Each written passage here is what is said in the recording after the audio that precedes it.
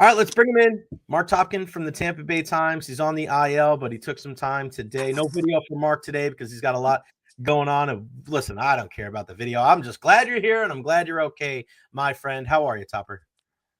Doing all right, Jay. Doing all right. Took a little tumble at the field Saturday down in Port Charlotte and broken kneecap somehow. So if you're big and old, don't fall down hard on a sidewalk.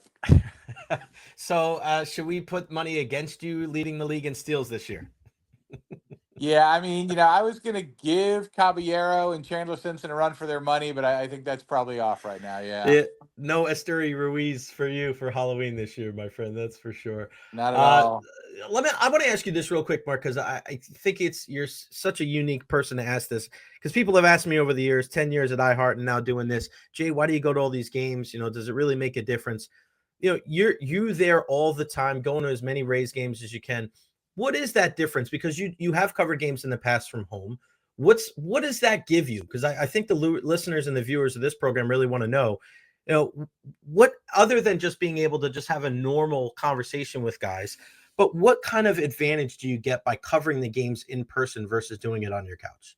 Yeah, I mean, I think you're referring to the COVID years where we Yeah, did a season and part of another season remotely, and for the road games totally remotely, for the home games kind of quasi remotely, where we were in the building but we weren't allowed to talk to anybody directly. right. So we'd be doing Zoom interviews from rooms 50 feet away or 100 feet away or whatever, and look, we all learned, and it's created an industry that's allowed. I'm sure some of the things that you use to make your podcast so Right. successful are a product of things that you refined or that were refined during the COVID era. But yeah, there's nothing like being at the stadium. There's nothing like being in the room, and it goes beyond the obvious. I mean, you can, yeah, in a way, sadly, but our industry, my industry, your industry, has evolved where people don't just want to know what happened in the game. They can find that out their own ways. They can watch it live.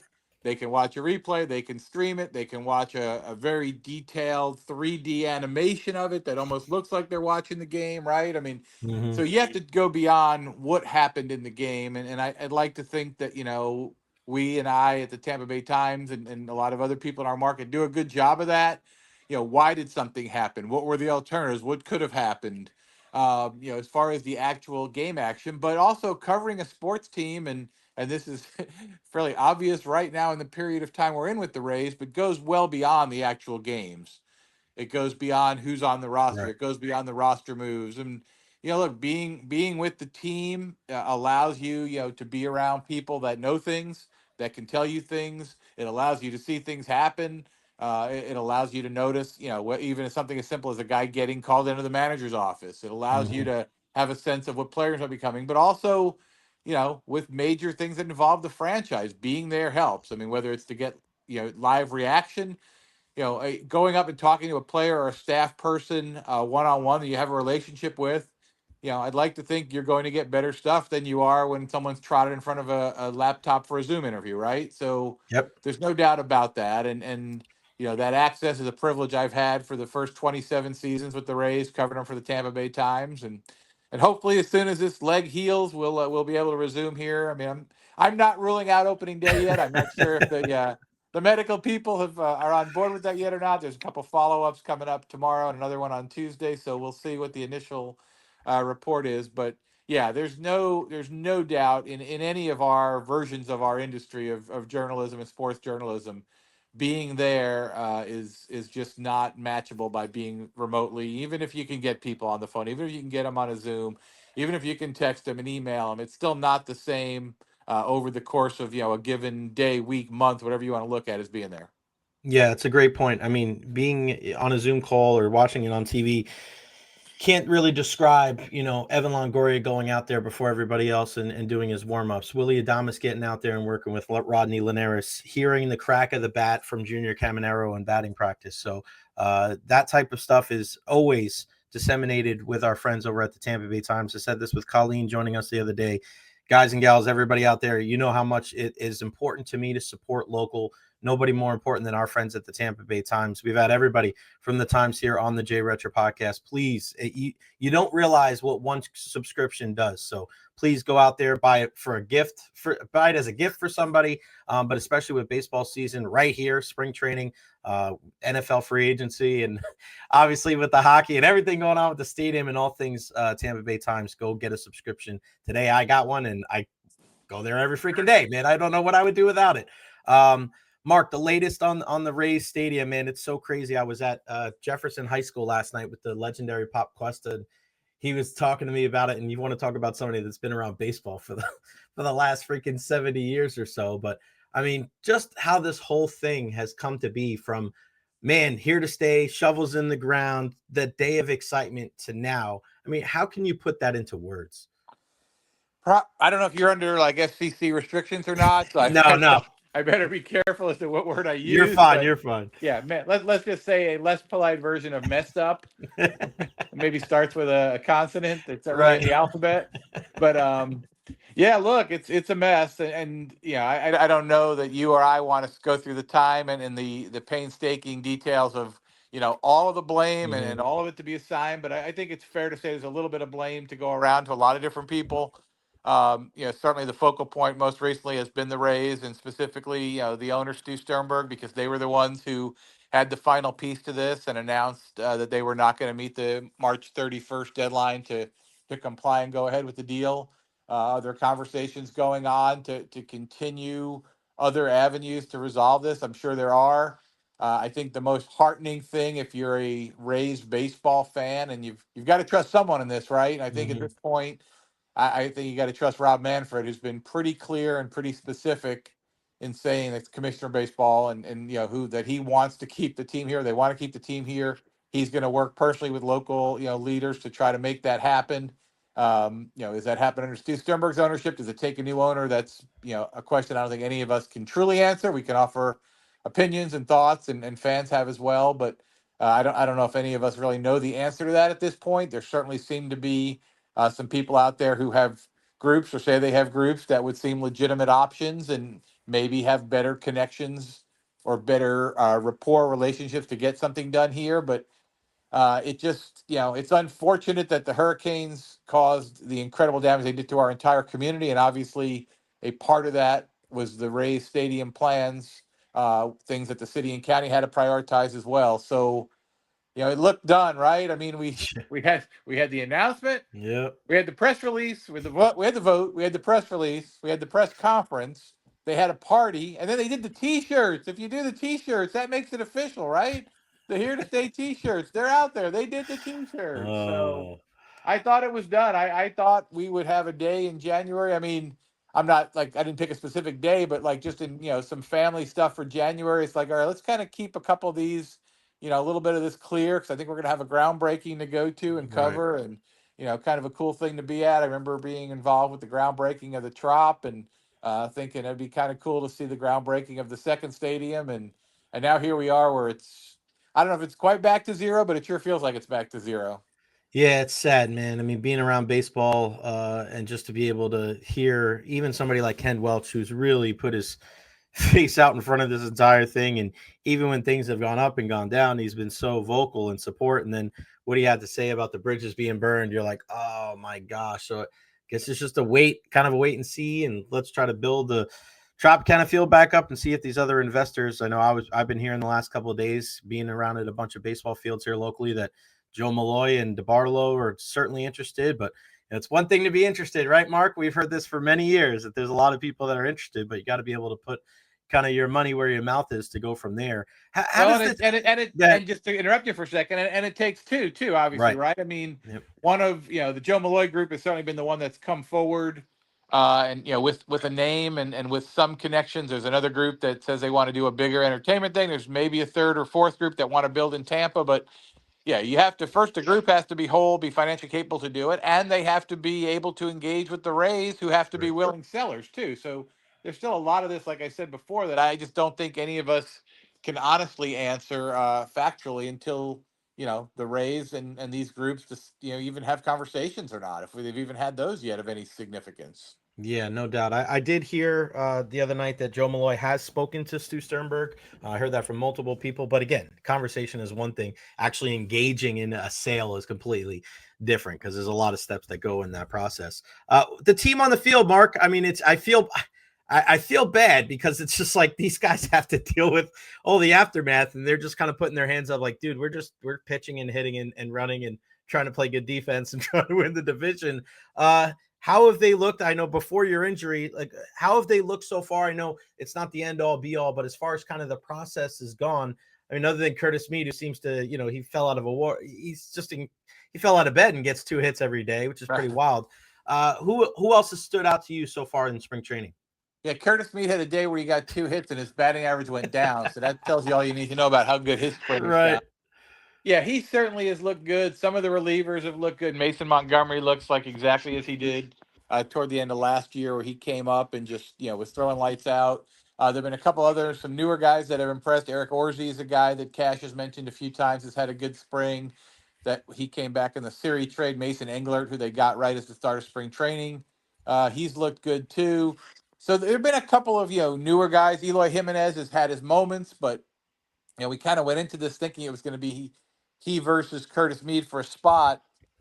You probably got to think Curtis Mead's ahead of that right now, but Right. we also know things happen. I remember the one year, dating myself as I always do when you get me going here, but Ben Zobrist got hurt like the last day of spring training one year, and they had to Mhm. shuffle the roster, make a couple of moves related to that because how he played positionally. So nothing has super stood out. I think it's been a good spring for the Rays in the sense it's been no major injuries, no major controversies, no major disruptions.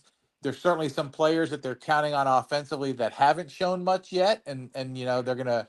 You know how spring training goes. If somebody does well, it's a great sign that they're ready for the season. If they don't do well, oh, it's only spring training. It doesn't matter. So, it's the most like pliable, result oriented thing you can kind of spin out of that. But I think they're in a decent position. I mean, obviously the pitching, especially the starting pitching, is going to be a key. If they don't make a trade, it looks like they'll end up keeping all 6 guys. So whether that's like a piggyback situation with a couple of the starters, like initially, I think Rasmussen will be like in a 4 to 5 inning mode. So Right. maybe they pair him up with Shane Boggs, or they pair him up with Zach Littell or something like that. So there's some different ways you can use 6 guys and still kind of call it a 5-man rotation. But they feel good about the bullpen. Fairbanks looked a little better the other night after the super rough outing a week or so before that. So watching him over these last few days, and the offense is. We talked about last year for a lot how bad the offense was last year, and that's what did them in. And a couple of changes. Certainly, Danny Jansen is the one guy that seems like he can make a difference and provide some stability behind the plate. Hassan Kim when he's ready, but that's going to be sometime in May to join the infield. But a lot of this is going to come down to guys like Jonathan Aranda doing what he did the last month of the year, Josh Lowe doing what he did 2 years ago, and not the repeating last year, which was definitely interrupted by a series of injuries that kind of set him back. Christopher Morel being more like the guy they thought they were trading for than the guy that they saw over the last 2 months last year. And Junior Caminero is probably the most talented guy on the field anytime he's in the lineup for the Rays. But being 21 and being able to do that, 150, 160 times a year versus in short bursts and then have your downs is kind of the sign of making it as a big leaguer. Mark, when it comes to Junior Caminero, is he the most, I don't want to say touted, but is he, as far as excitement goes, if he's not number one, where is he as far as like the most exciting young player going into camp that we knew that was going to start with the club? Because it's been, you have the years where the guys come in the middle of the season, right? Willie, the shortstop that shall not be named. But you know what I mean? But like there's been some young players, but as far as Junior goes, he's just one of those guys where I think because of what happened, in the winter and because of like that, the big smile. And I just feel like there's an excitement about him that have been rivaled by few ever in Rays history. Yeah, I mean, I don't, I think I've gotten to the point where my memory is blurred enough that I don't ever like to say ever. Certainly the expectation of Evan Longoria, coming up in '08 when they Right. didn't bring him up, and then a few days into the season, they get the contract extension signed and suddenly he is ready to go. Carl Crawford was an in-season guy with a lot of hype. So there've been some guys over the years, but as far as kind of the current era, referencing, I will name him and referencing Wander Franco previously. But yeah, Junior Caminero, he's played 50 games in the big league, 7, when he got called up at the end 2 years ago, 43 last year, would have been up sooner if he hadn't had the quad issues. Had his moments. I mean, hits the ball Hmm. super hard. The data shows you that. But, it was up and down a little bit during that 43 game stretch last year. What he did this offseason in the Winter League and the Dominican League, the drama of that home run, the bat flip, the massive homer, the 3 hour base trot around the bases, whatever it was, and the heaping praise on him from his manager Albert Pujols. I Right. mean, that's not a guy known to hyperbole, right? So Albert Hmm. Pujols is saying he's one of the best young players and he's part of the future of baseball. So I think all that's good. The Rays, I think, have been, very positive about it, but kind of, making sure to not like create unrealistic Right. expectations. Junior's, kind of said first day Adam Berry and I talked to him. He said he wanted 30 homers was kind of the goal. Then the other day he said he had a goal in mind, and we said 30. He goes, I'm not saying, that's so maybe he's raised the goal a little bit even, Yeah. but I agree with you that the talent, the personality, it seems like he's got a good sense about him of not getting too wrapped up in things. So we'll see. But it's also think back to when you were 21-year-old Jay, and Oh if you boy. had everything sitting in front of you, it's easy to kind of get ahead of yourself as well. So let's see how he plays, and he may be a guy we're getting off to a good start, just has the right mental and positive reinforcement that it really helps. When I was 21, I was on the field like Junior Caminero, but I was at North. I was at North Side Little League, like Kevin Cash's old Little League, coaching camp from a bunch of snot nosed 9 year olds here in the Tampa Bay area. Yeah, So when you a said little you were different. on the field like Junior Caminero, I was hoping there was going to be a pause or a comma there. So Yeah, not necessarily the same as Junior. Before I let you go, Mark, give me an idea of where you think, and I know it's tough so early in the season, but we know with Garrett Cole going down and Heel being banged up, I mean, there's kind of an opening a little bit there when it comes to the Yankees and their vulnerability in the starting staff. I think if we learn anything is never to trade a starter, right? Because you just never know. A couple of years ago, everybody's like, oh, trade a starter if you're the Rays. The Yankees, oh, yeah, let's get rid of Marcus Stroman. Now they're very glad to have him. Where do you see kind of this American League East shaping out? I know we don't know how the entire roster is going to look like until the first day of the regular season, but just based on kind of early returns, it seems like the Rays are going to be just kind of in the hunt there for the division.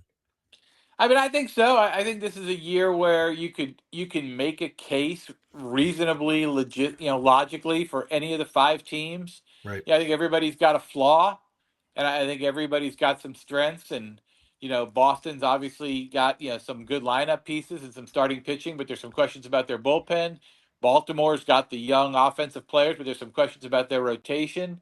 The Rays, there's some maybe asterisks on some of their pitching because some guys are coming back from shortened season or from injury, but they have potential to be super good. But there's some questions about their lineup. Toronto's kind of living in the shadow of what they didn't do, right? They didn't get Right. any of these guys they chased. They didn't sign Vladdy to an extension, but they've got a pretty solid team overall. It seems like. I mean, trading out the closers to get Hoffman instead of Romano. We'll see how that plays out. I thought Romano was pretty good Yep. what they had there. And I think if you and then obviously the Yankees, you take Garrett Cole and Heel out of there, and then you still look at them in totality, and Stanton out of there, and they've got a couple other injuries, but they still have a really good team. I mean, there's just Yeah.